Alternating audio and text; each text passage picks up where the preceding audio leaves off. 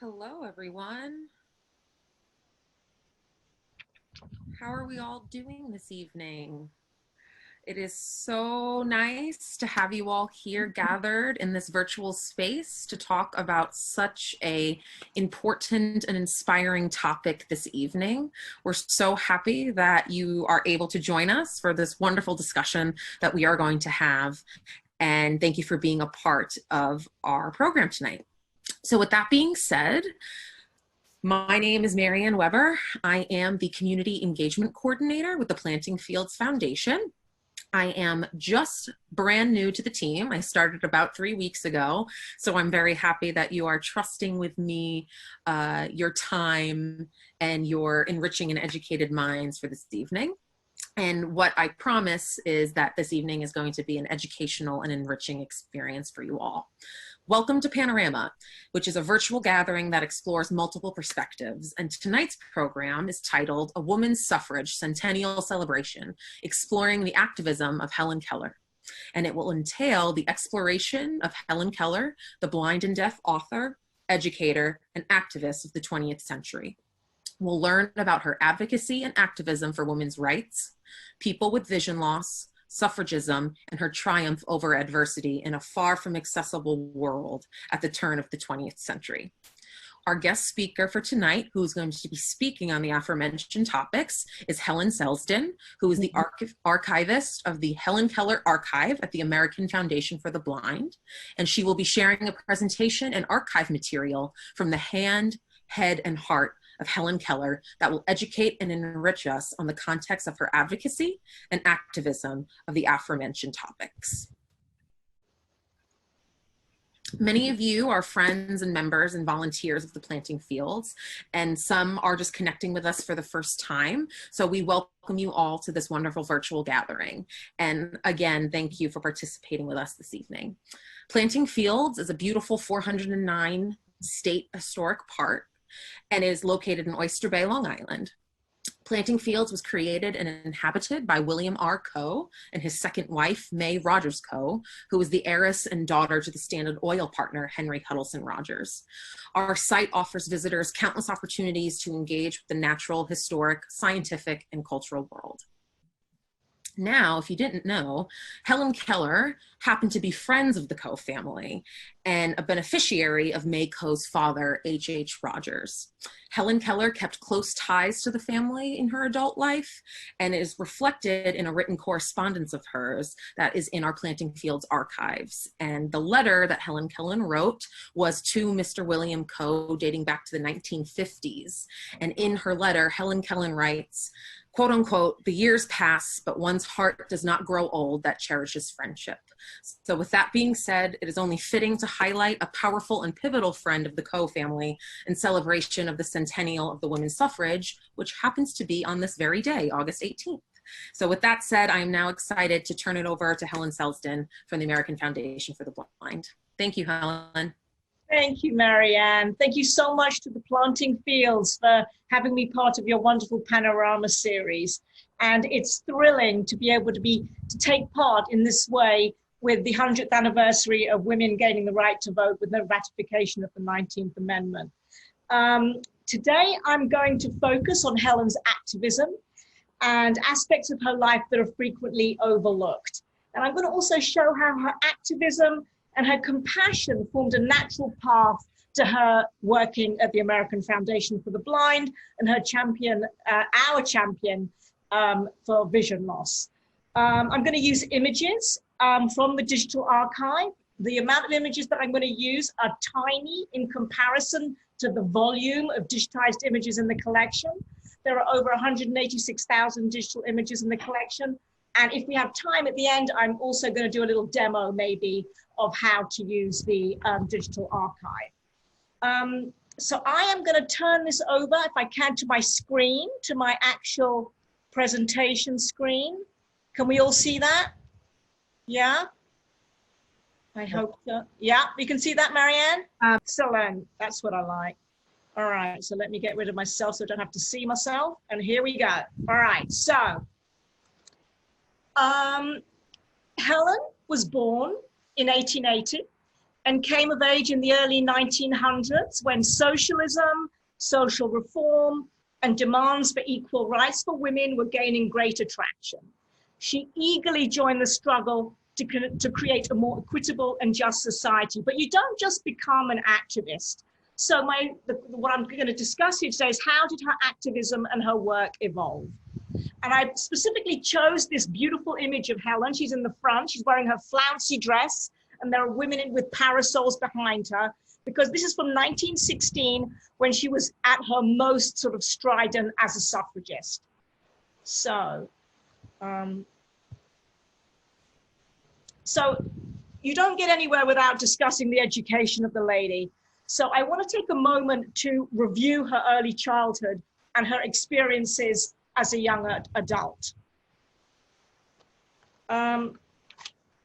As many of you might know, at the age of 19 months, Helen became deaf and blind as a result of illness, possibly scarlet fever. Her mother, Kate Keller, sought help for her daughter. Kate was a descendant of well-educated families from the Northeast, and Kate had the ability and the wherewithal to seek help for her young daughter. Kate had connections to Alexander Graham Bell, and Bell in turn recommended a 21-year-old Annie Sullivan, a student at the Perkins School for the Blind, to go to Tuscumbia, Alabama, and help Helen Keller. Annie arrived in Tuscumbia on March 3rd, 1887. Helen was 6, almost 7 years of age, and Helen sees this as sort of her soul's birthday. This is a very, very important day in her life. In this image, we see Helen on the left and Annie on the right.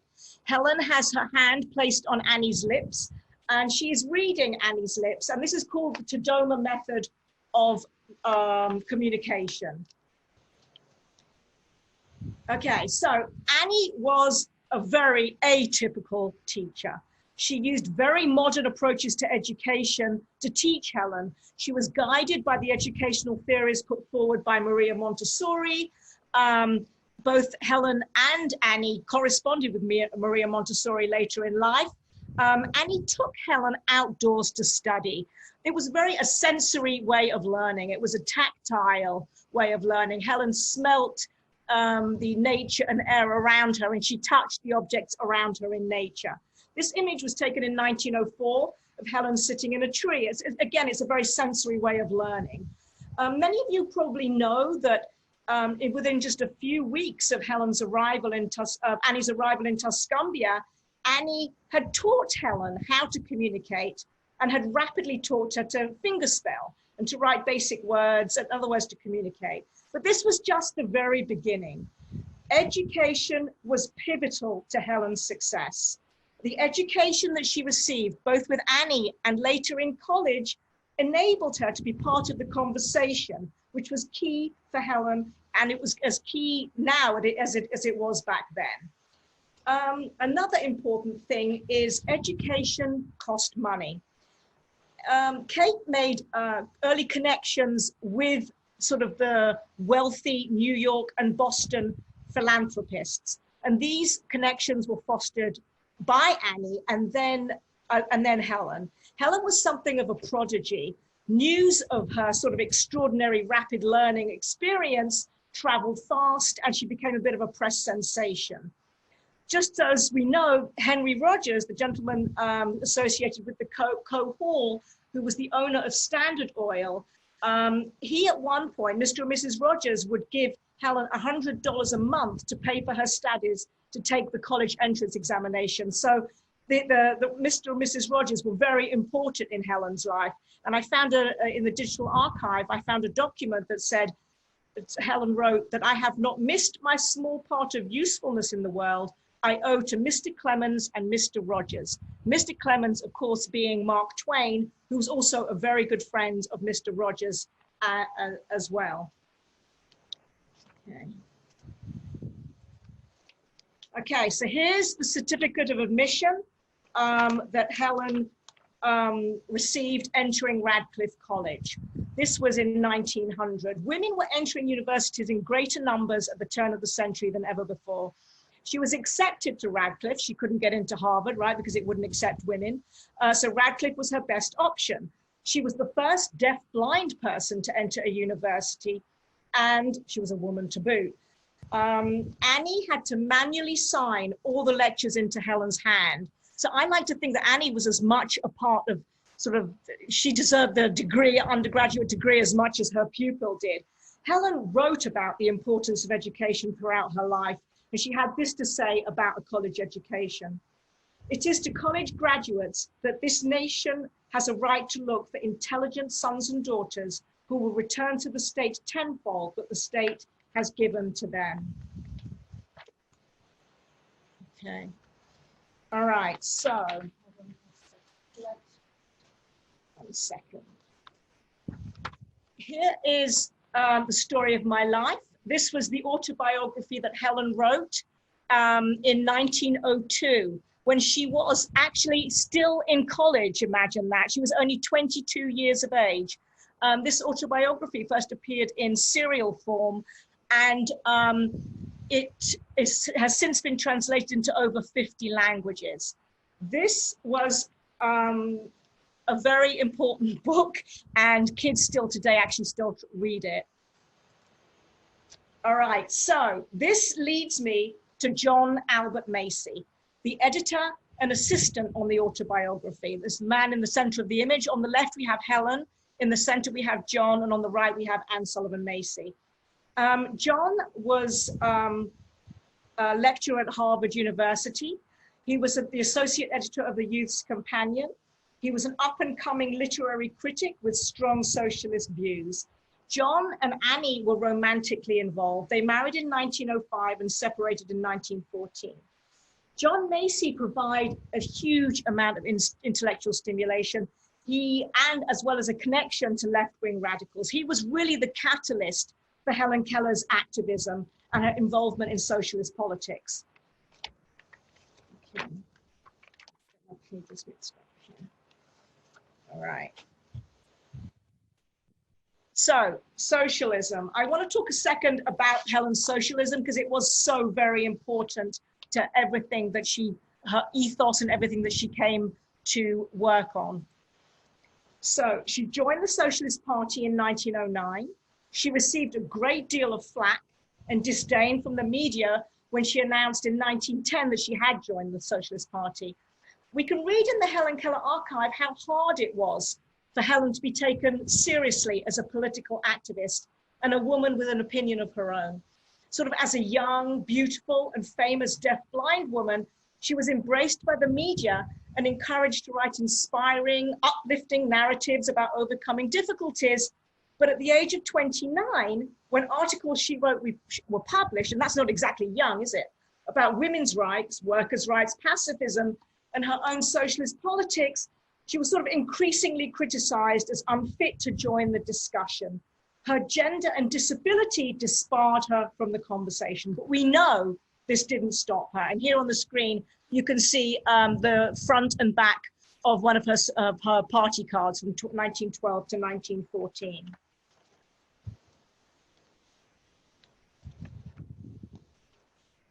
So here it says, this is from 1908. This is a letter that she wrote, published in the Retail Clerks International Advocate. It says, I quote, "I hope the association will not cease its efforts until every woman who toils for her bread shall receive a living wage and be protected from the poverty which enslaves." Keller spoke a lot about the financial disparity between classes. She discussed disenfranchisement and the erosion of America's democratic principles. And so much of what I've read in Helen Keller's archive sort of surrounding her activism revolves around this idea, this understanding of the economic inequality between classes and between men and women. It was the core issue that sort of is at the root of everything we see going forward. Helen spoke at public meetings. Articles she wrote were published in the media, demanding equal pay for equal work for women. So it comes as no surprise that she was a suffragist. She spoke out strongly in favor of votes for women and equal pay.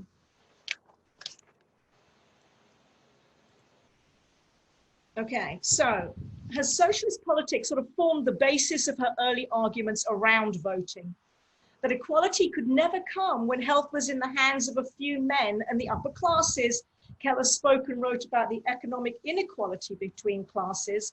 As much as she discussed inequality between men and women, she focused on economics and financial inequality rather than that enfranchisement as a democratic right that women should have. So the principles of democratic rights, the sort of the philosophy that basically it's a democratic right and we all should have it, that also comes a little bit later. Above all, it was an economic and financial disparity argument that she was using. And here we write, the majority of mankind are working people.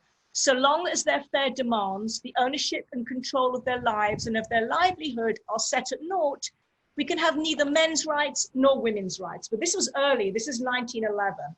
And this is taken from a letter that Helen wrote to Rosa Leo Grindon, a British suffragist in Manchester, who she corresponded with.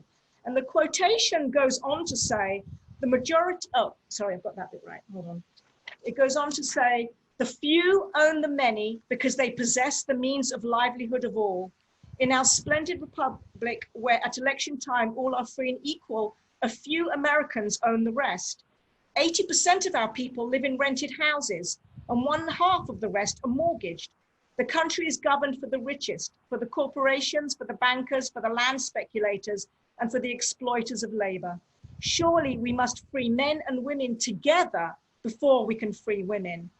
And she goes on to continue, she continues by expressing her concern that women demanding the vote in Britain is like putting the cart before the horse. Nothing will change for men or women until sort of class, attitudes of class and the upper class actually don't hold so much of the wealth in their hands. All right, so this fabulous image, it's from the Suffrage Parade that took place in Washington, D.C. on March 3rd, 1913. In it, you can see a procession of women in white behind a float with the text that says, "We demand an amendment to the Constitution of the United States enfranchising the women of this country." And in the front is a woman on a white horse dressed in white. Helen took part in this march, and the archive contains a speech that she was set to deliver at the parade, but that was not actually eventually delivered. An excerpt from the speech reads, "I would not belittle the value of political power, of legislation for women, but our effort to enfranchise women is only part of the mighty work which shall free all mankind. That means freedom for every man and every woman to earn the sweet bread of life and eat it in content." Again, Helen's argument is that enfranchisement is just one method of gaining true social equality. The implication, again, financial equality is the key to changing society. And fascinatingly, the following day, many of you might know this already, was March 4th, when President Woodrow Wilson was inaugurated. She strongly opposed his politics, and she subsequently wrote about the suffrage parade. She wrote, "The women's suffrage pageant yesterday was in some ways more significant than the inauguration today. It symbolized the coming of the new, not the passing of the old. Owing to some misunderstanding, I was caught in a jostling throng and never took the part which was assigned to me in the demonstrations. The stupid inefficiency of the Washington police allowed the people to block the streets and the parade was broken, a failure as a spectacle. Today, of course, many of us women are indignant and disappointed, but it is only our artistic sense that is hurt. We are inclined to be ironic when we behold the competence of men in the capital city of our great, free nation. Police and soldiers are very capable when it comes to protecting a factory against striking mill workers." Okay, so we believe she could not deliver the speech because she was rattled by the sort of the crowd and the sort of chaos of the day. But this was not far from the last time she attended a rally. She attended many, okay? So here we have, she was always in the thick of it. This is 1915. She took part in a parade that was in Massachusetts. She was part of a cavalcade, and she took the opportunity to have a car that she was in stop in front of the governor of Massachusetts, who was also in attendance. And she had a messenger hand deliver a letter to the governor. And just so as you know, the governor was a gentleman called David Walsh. He was the first Irish Catholic Democratic governor of Massachusetts and an active supporter for the fight for women's suffrage. And in it, it's interesting, the tone of the way she goes about demanding women's suffrage changes. She writes, "Your Excellency, I am glad to learn that you are going to vote for women's suffrage. The struggle for the extension of suffrage to women means more than mere political power. The vote is a symbol of the larger outlook upon life, the new position that women are gaining in the world.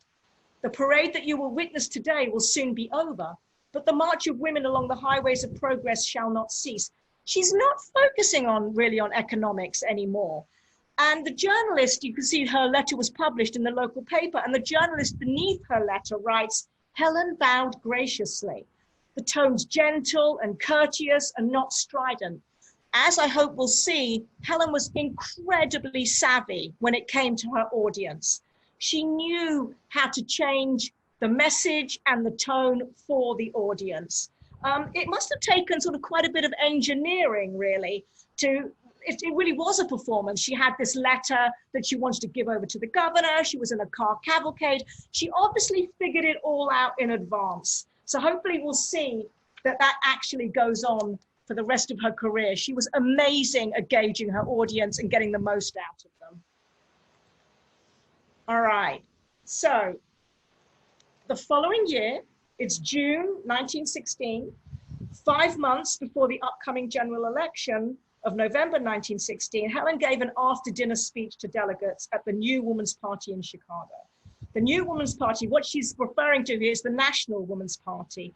This was a political party that was created the same year in 1916, and their goal was was entirely focused on suffrage. After they achieved suffrage, they actually ended up working towards the Equal Rights Amendment, which is also very interesting. But Helen wrote here, again, this is changing again, so 1916, "Democratic government is a failure, and we have but a shadow of a free country. Today, with the power of the vote, men shape the civil and legal affairs of the state and administer the laws they make, while women, one half of the people, are not represented and have no voice in the appointment of those who shall rule over them. In such a man-made state, the laws are apt to be one-sided and antagonistic to the interests of the other half. Now, we believe that it takes both men and women to run the world and run it right.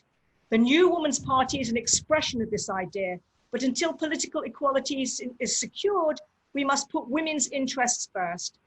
The same wiseacres who argue against women's suffrage argued against higher education for women 60 years ago. They solemnly asserted that education would unfit women to be wives and mothers, and they hinted at the possible extermination of the race. They insisted that the majority of women were content with their lot in life. Only a few strong-minded women wanted to go to college. Today, they declare that women do not really want the vote, but only a few mannish women are clamoring for suffrage. Such arguments are always used to resist the march of progress. So she's changed, right? She's directly advocating for the democratic right of women to vote. She's not focusing on economic problems. These are straight up demands for the equal rights of women. And also, what you'll notice, she argues against a classic argument at the time that enfranchised women would somehow disrupt the traditional family life. It would also remove power from men, which is probably why they were terrified. Okay, and I love this image. This was taken actually during the parade in 1916 in Chicago, where Helen spoke. It shows this wonderful line of automobiles filled with women suffragists. All right. Okay, and then to just throw a sort of a spanner in my own argument, which I can't resist but do, I found a letter written on April 4th, 1917, okay? Helen wrote this from Montgomery, Alabama, to Annie. Annie had to go to Puerto Rico. She was ill and she was recuperating. It's actually awesome because Annie kept her voice very quiet in everything. This is one of the rare occasions where the two women wrote backwards and forwards to each other, and we have a record, which is fantastic for historians. Anyway, so in the letter Helen wrote to Annie, and imagine this is going to be a lot more personal, she writes, this is 1917, as to the woman's suffrage article, I think I shall have to give it up. It involves too much, and I don't want to bother with it now. I'm not greatly interested in the ballot for women, or for men either, for that matter. There are many problems before the nation, and their solution calls for many other weapons besides the ballot. You'll be thunderstruck to hear what I've been asked to do. Miss Lily Jones of Florence has asked me to write a petition for the Teachers Association of Alabama, urging the legislature to pass a law whereby the eyes of newborn babies shall be treated with nitrate of silver. Oh, the joy and satisfaction I feel in being able to save the children of my beautiful state from a foe more terrible than war itself. And at the end of the letter, there's a PS. It reads, be sure and tell them to forward promptly any letters that may miss you in Puerto Rico. The surprise will be launched, so to speak, in a day or two before I talk about that. So what do we make of this? What is it? I mean, we're wondering, is Helen's reverting back to the idea that actually economics are more important than actually the fact that women, democratic rights of women? Interestingly, later on, when she's working at AFB, the American Foundation for the Blind, she makes a similar argument against talking books. She sees talking books as a luxury for people who are blind and visually impaired during the Great Depression. So this is a very sort of, it's a spanner in the works. Or was she demoralized because her teacher was not with her? It could be as simple as that, as personal as that. And the PS, because 2 days later, the US entered the First World War. How on earth did she know, or was it common knowledge, that America was going to enter the First World War? Okay, I'm creating more questions than I'm answering, but it's fascinating. And here she is.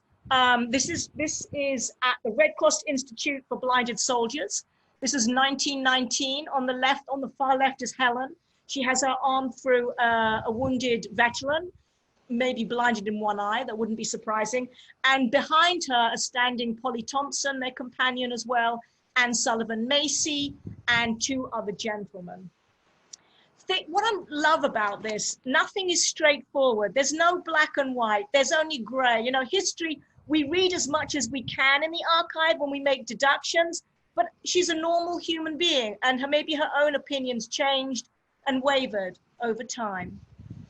Now, this is the wonderful quote that is on the website introducing the lecture. It says, there are no such things as divine, immutable, inalienable rights. Rights are things which we get when we are strong enough to make our claim to them good.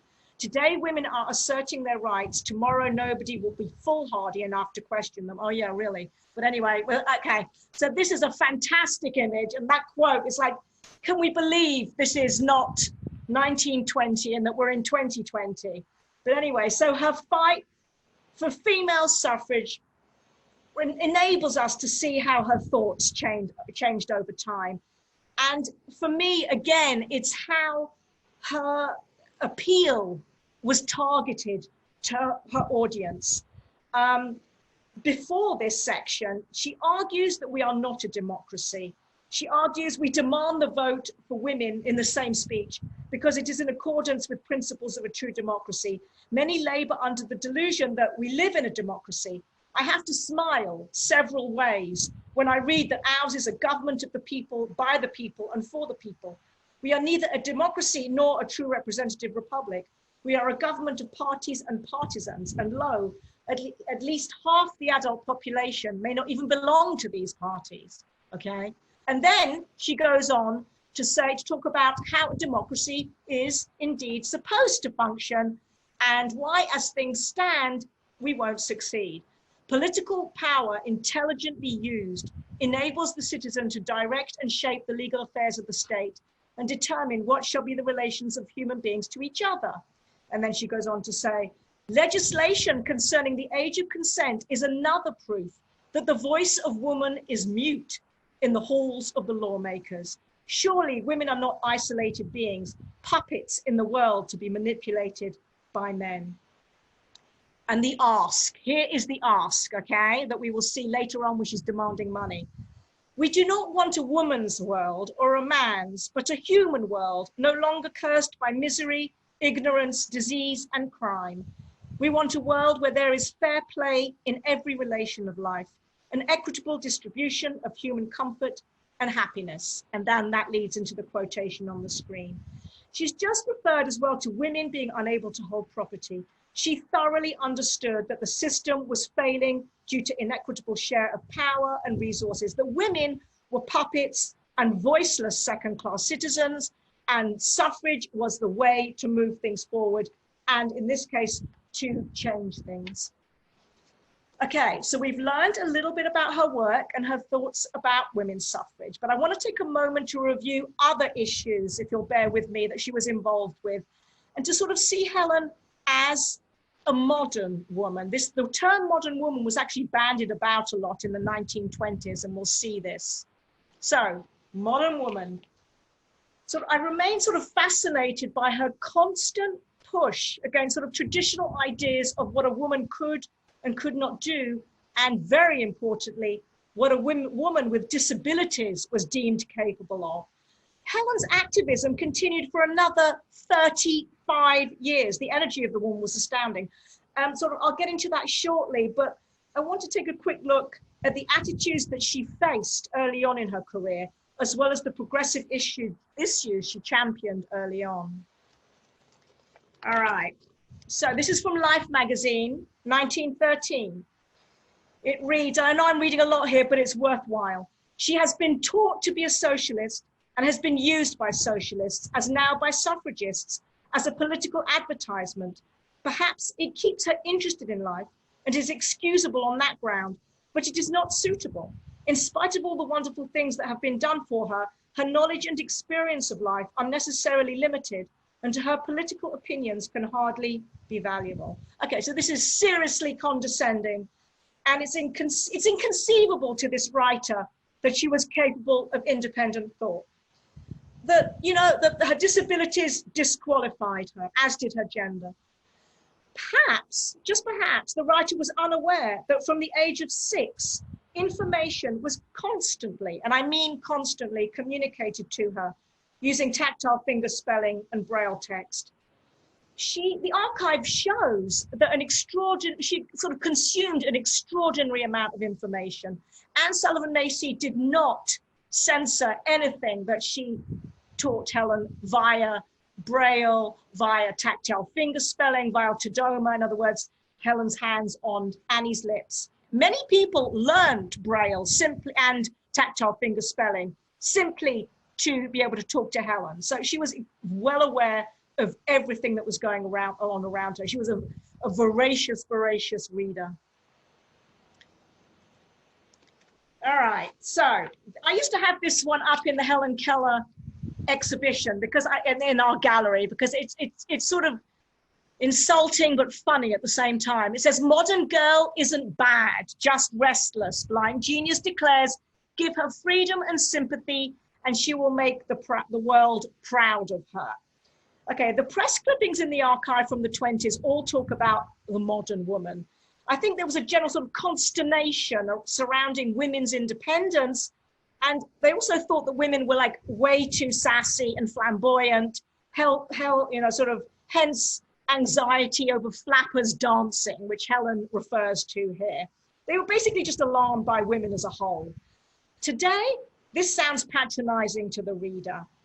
It also brings up an issue that I, as the archivist, have struggled with since starting working on the collection in 2002, 2003. See here, she's calling her a genius elevates her to such a place that it's impossible to be reached by others who are blind, deaf, and deaf-blind. You know, that you're putting her on a pedestal. She's no longer flesh and blood. She's no longer real. Modern historians really take issue sometimes with Helen Keller because she is seen as sort of too beyond the normal world. But actually, I hope it'll be obvious that she worked extremely hard and that she was anything but sort of ethereal. She was a woman made of real flesh and blood. But unfortunately, the press only reinforced the idea that she was otherworldly. Okay. Okay.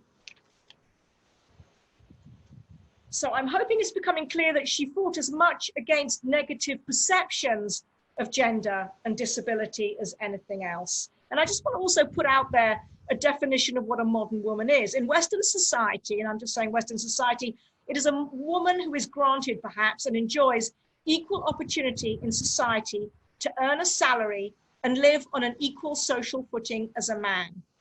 This right, and this is me speaking, this right that so many of us have taken for granted has a really, really short history. And Helen Keller was very much part of that history and the fight for equality.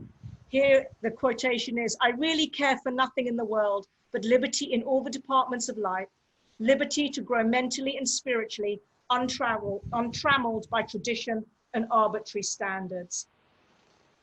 Helen was about the disturbance. She witnessed and was part of enormous cultural, social, and political change in America. I don't know, there's a modern word, a disruptor. I can argue at the end whether or not she was a disruptor. I'd love to hear other people's opinions. All right, the fighting Bobs. So by the First World War, Helen was disillusioned with the Socialist Party. Really, above all, in many ways, because of its entry into World War I, and she saw the Socialist Party with having too much infighting. She was a pacifist, and so entering World War I was totally against everything she believed in. So she left the Socialist Party and joined the Progressive Movement in 1924. She was a supporter of Robert La Follette and his Fighting Bobs. And again, I want to read how you can see how hard it is for her to be taken seriously. This is what she wrote, she's concerned that La Follette will be lambasted by his political opponents if she joins the argument and joins the discussion. She wrote, "I've hesitated to write to you because I know the newspaper opposed to the progressive movement will cry out at the pathetic exploitations," as quote, "of deaf and blind Helen Keller by the motley elements who support La Follette," unquote. "It will be difficult to imagine anything more fatuous and stupid than the attitude of the press toward anything I say on public affairs. So long as I confine my activities to social service and the blind, they compliment me extravagantly, calling me archpriestess of the sightless, Wonder Woman, and a modern miracle. But when it comes to discussion of poverty, that is a different matter." Okay? So this is what she was up against, always. But it didn't stop her. She was always a fierce supporter of the underdog, and her natural sort of compassion led her to support other causes as well. And I don't know if you remember earlier on, I mentioned nitrate, silver nitrate drops. Well, what she was referring to was treatment for ophthalmia neonatorum, which was a sexually transmitted disease that left newborn babies blind. This disease was caused by syphilis and gonorrhea. In 1909, at least 2/5 of all blindness in the US was attributable to the disease. The Helen Keller archive contains materials that dates from 1907 until 1953 on this subject, sort of reflecting the longevity of her interest in this issue. Helen corresponded with doctors, politicians, and health and blindness organizations.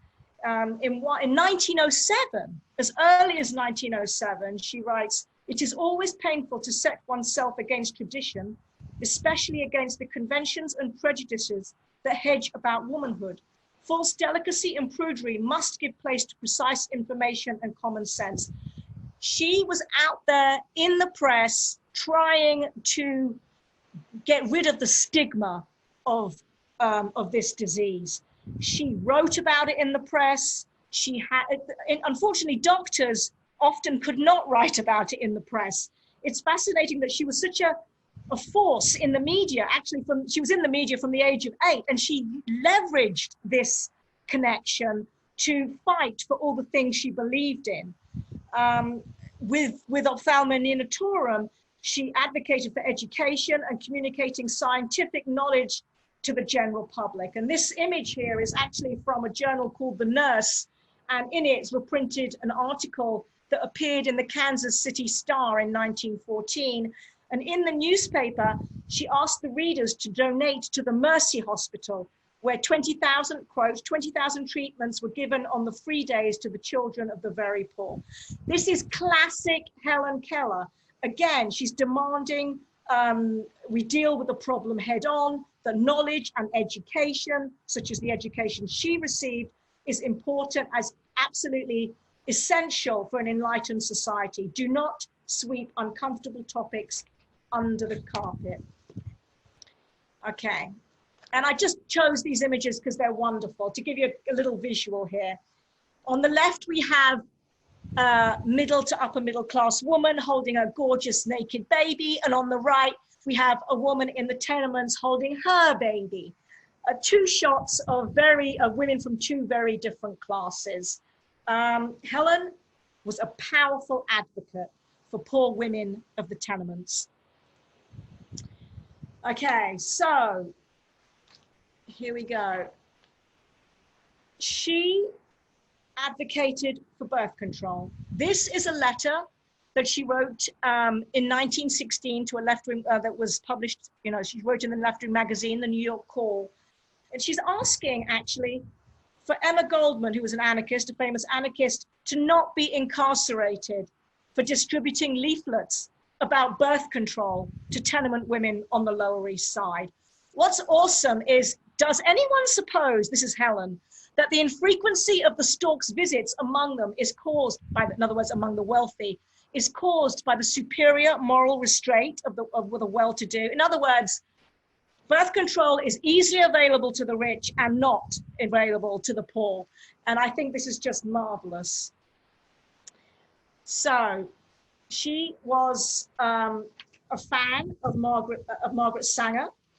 Helen respected Sanger because Sanger was willing to confront difficult issues that impacted women's lives. The two women corresponded and were very enamored of each other. In 1952, so Helen never stopped, right? How many dates have I given you? Helen wrote to Sanger, "What a glow of gratification was kindled in my heart when Polly," that's Helen's companion, "read last week the wonderful news that you have founded the Planned Parenthood Association in India. As you teach, mankind has, through ignorance, often destroyed the sweet joy of childhood.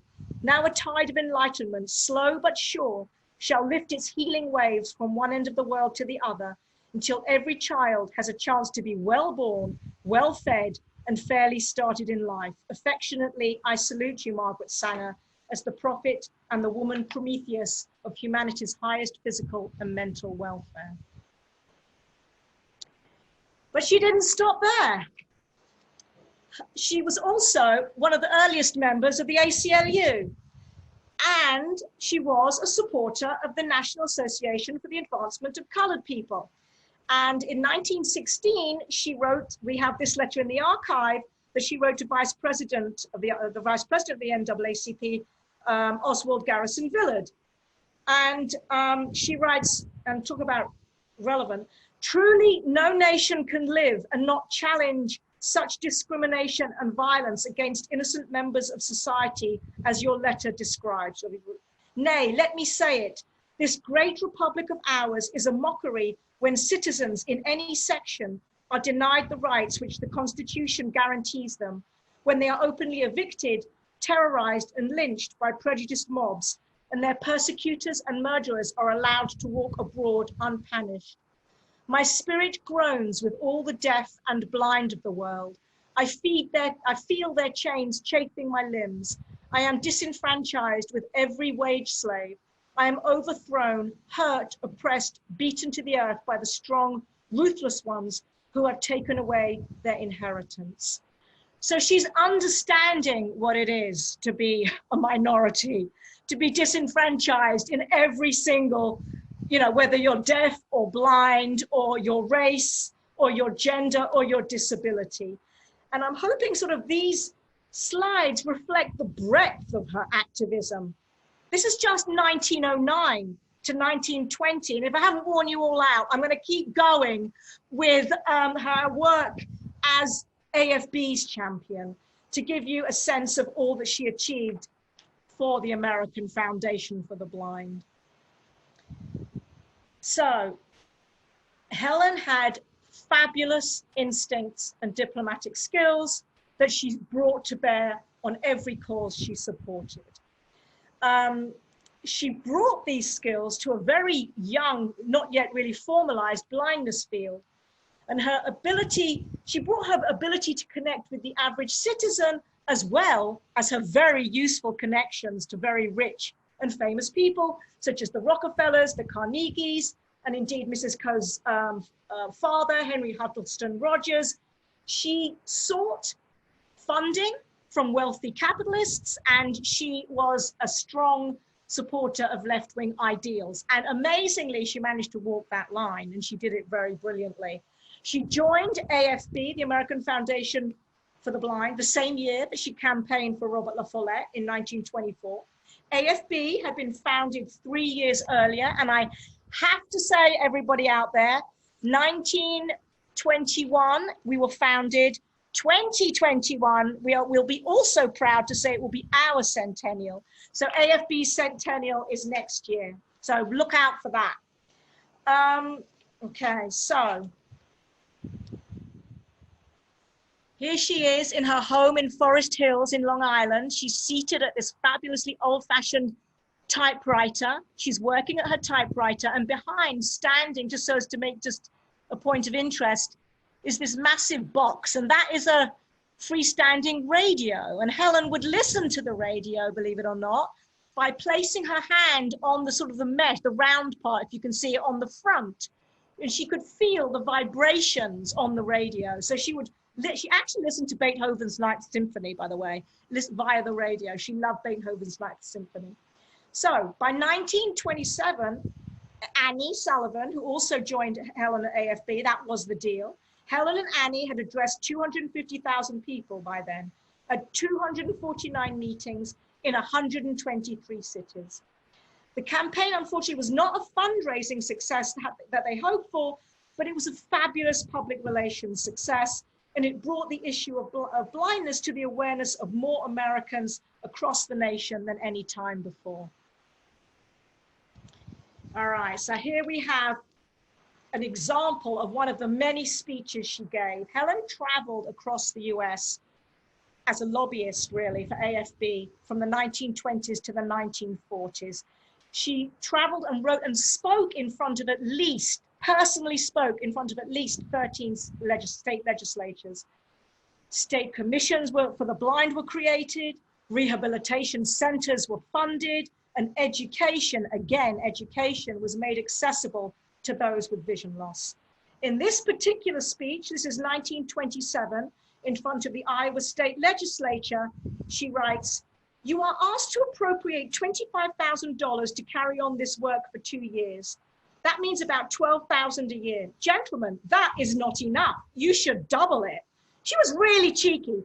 Please remember, there are 2,000 blind people in this state, the majority of whom can, through training and special aid, become self-supporting citizens.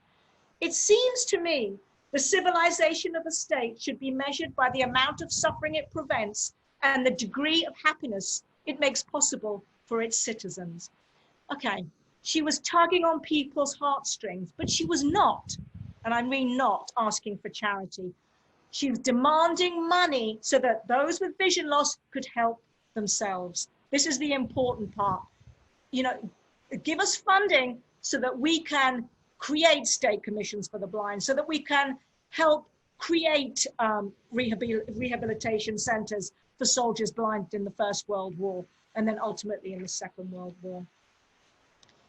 All right. And one of the most famous things that you might already know she was famous for was pushing for the talking book. The talking book was an audio book that could be heard by people who were blind. Of course, she was deaf and blind, so she could not actually enjoy the talking book. But still, and originally, it's actually very interesting. She was not automatically keen on the talking book. She was quite convinced by AFB to become keen on it, because she was wondering, this is the Depression, right? This is the 1930s, and talking books were a luxury. And she thought that more people were on the breadline, and that actually, I don't know how many, she thought maybe, I don't know how many people it will help, but in the end, she was convinced and actually came around to understanding the talking book is a fantastic way to bring literature, plays, and information about the world to people who are blind and visually impaired around the country. This was extraordinary. This was truly pioneering. And to get her money, she often contacted the presidents of America. We have quite a lot of correspondence in the archive from actually she knew every US president from Grover Cleveland to Lyndon B. Johnson. And here's a letter she wrote to Franklin Delano Roosevelt, whom she had a fabulous friendship with. She writes, "It is wonderful. With a stroke of the pen, you have released the blessing of the talking book, the most constructive aid to the blind since the invention of Braille, which opened to them the doors of education." So it's actually kind of interesting how convincing she can be, even when her own opinions might not have been quite aligned with AFB to start with. When she got on board, she really, really got on board. So here we go. All right. What I should say, and I don't know if many people do know this, the story of my life, she wrote that in 1902. She actually wrote 14 books in her lifetime and hundreds, actually over 475 articles in the digital archive. This is the one she wrote, Blazing the Trail, again about modern woman. She wrote many articles actually for a magazine called The Home Magazine in the 1930s. These were Depression era articles where she was sort of trying to be uplifting about faith, family, self-reliance, independence for women. She did the classic sort of uplifting. It's almost like, anyway, very Depression era articles. And again, she often wrote about the importance of education. All right, moving right along. In the 1940s, she turned her attention to the war effort. And between 1944 and 1946, she visited over 90 military hospitals, delivering her message of strength in the face of adversity. She visited injured and maimed servicemen from World War I, World War II, and the Korean War. And we've got film footage from her visiting servicemen during the Korean War. And the impression she made on people is sort of staggering. We have in the archive lots of sort of correspondence saying thank you to Helen for coming to visit them. And this is actually from 1955. This is a Colonel Robert Hardaway from Bushnell General Hospital in Brigham City, Utah. And he writes, "You have no idea the effect your visit to the gymnasium made. A number of the double amputees, after seeing and hearing Helen, remarked, 'We have no worries now.' The impression that Helen gave that she was the one who was gaining strength and comfort by visiting with the patients made a profound impression on all of us."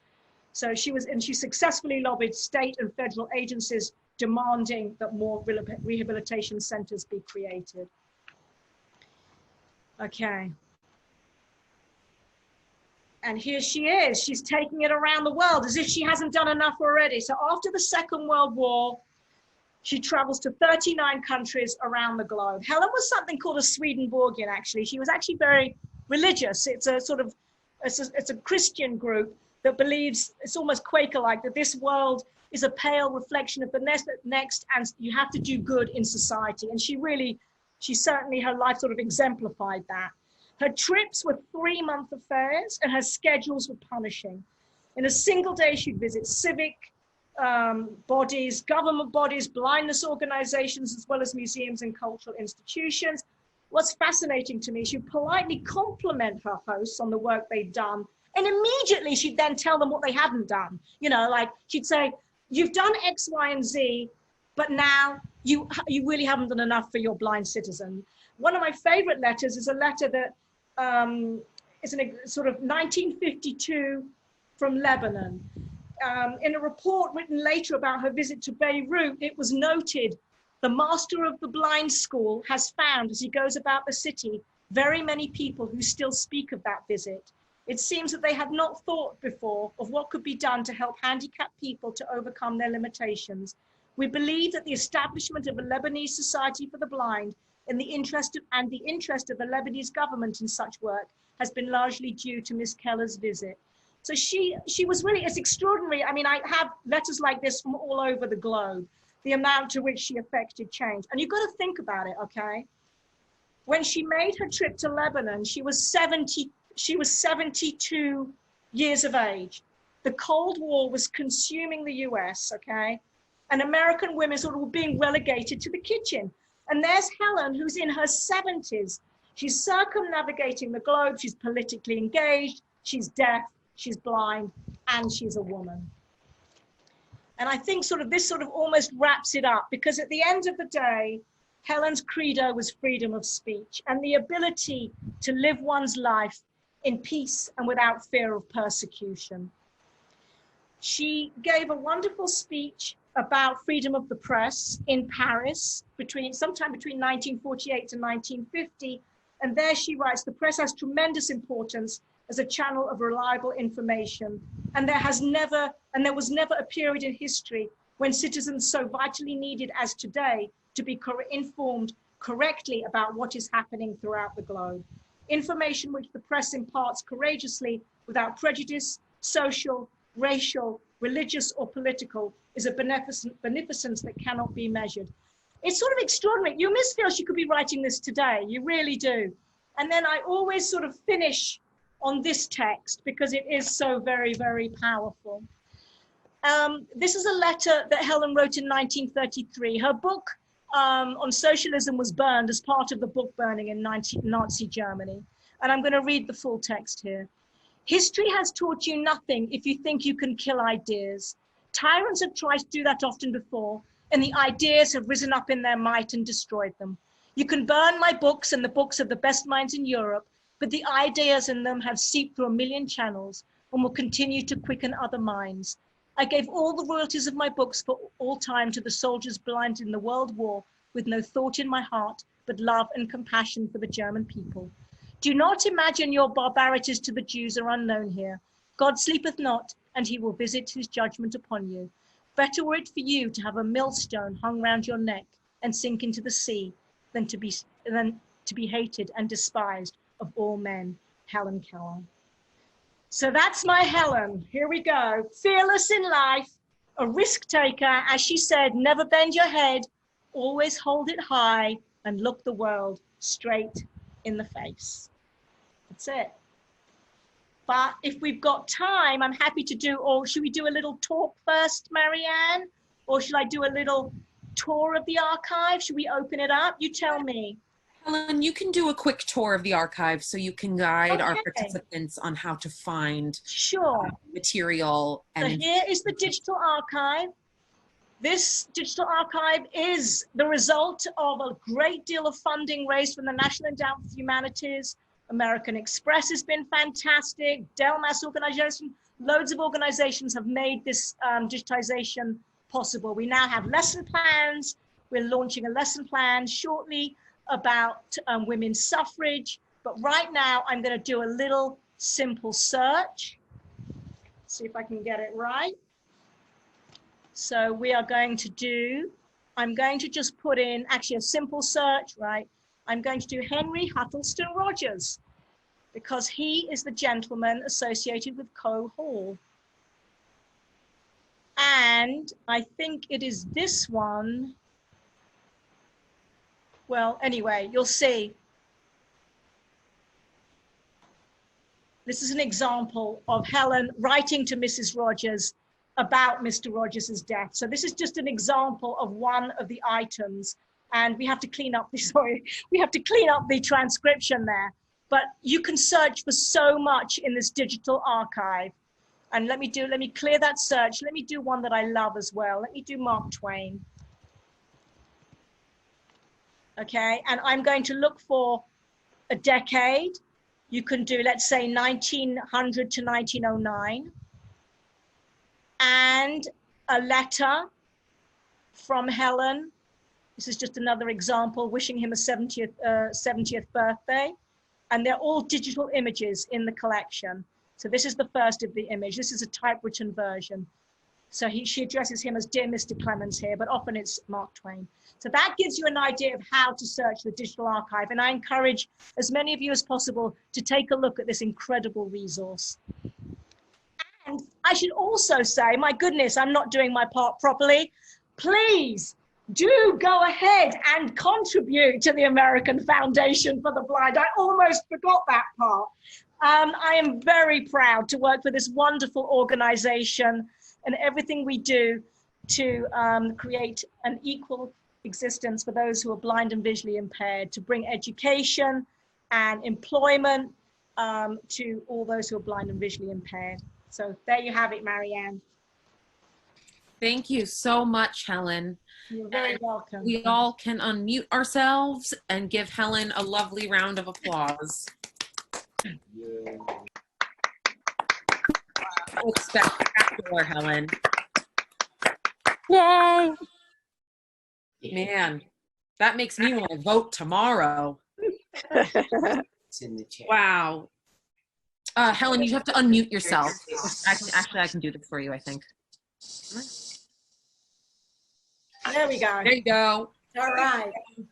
Wonderful, wonderful presentation. You are filled with such knowledge and insight, and most importantly, you can tell that you yourself are very passionate about the issues and the advocacy and the activism and the legacy of Helen Keller. So it just makes your participation in this presentation even that much more sweet. So I thank you so, so much. And it has been a pleasure being able to collaborate with you to make this program happen tonight. Thank you so much for having me. You're welcome.